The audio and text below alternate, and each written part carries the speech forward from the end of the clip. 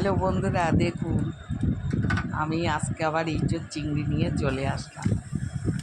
দেখুন ইঁচড়টা কেটে নুন হলুদ দিয়ে ভিজিয়ে রেখেছি। আবার এদিকে দেখুন গরম জলটা বসিয়ে দিয়েছি, নুন হলুদ দিয়ে আবার ইঁচড়টা দিয়ে দিলাম তার ভিতরে দিয়ে এবারে দেখুন ভালো করে ফুটছে।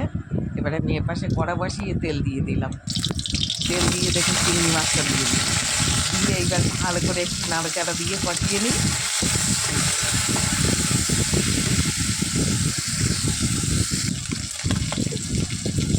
দেখুন এবারে এক প্লেট পেঁয়াজ কুচি রেখেছিলাম সেটা দিয়ে দিলাম, দিয়ে এবারে একটু আলুটা দিয়ে দিলাম, দিয়ে এবার একসাথে এটাকে আমি ভেজে কষিয়ে নেব।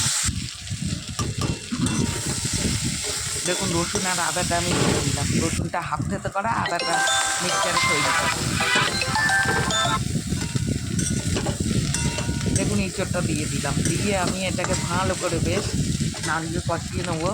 আমার একটা ফোন এসেছিল, হয়তো একটু অসুবিধা হলে হতে পারে, যাই হোক কয়েকটা গোটা জিরে দিয়ে দিলাম তেলের মধ্যে, দিয়ে দেখুন এটাকে আমি ভালো করে এর সাথে একসাথে কষিয়ে নেব।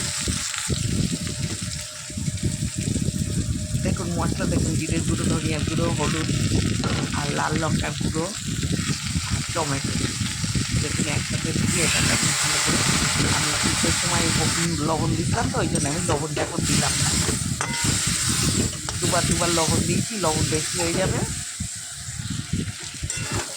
দেখুন কত সুন্দর কষানোটা হয়ে গেছে।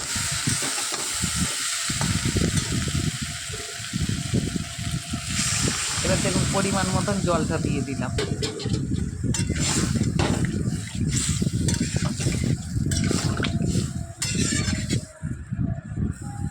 ইঁচড়টা আমার সিদ্ধ, আলুটা ছোট ছোট করে কাটা, সিদ্ধ হয়ে গেছে। দেখুন কত সুন্দর।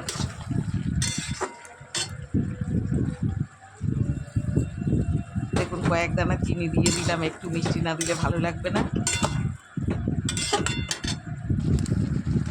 ইঁচড় চিংড়িটা ইঁচড় চিংড়ি, গরম মশলা দিলাম, দিয়ে একটু ভালো করে নাড়াচাড়া দিয়ে দেখুন নামিয়ে নিলাম। বন্ধুরা ভিডিওটা কেমন হলো সবাই দেখবেন, ছাড়লাম, সবাই ভালো থাকবেন, টাটা।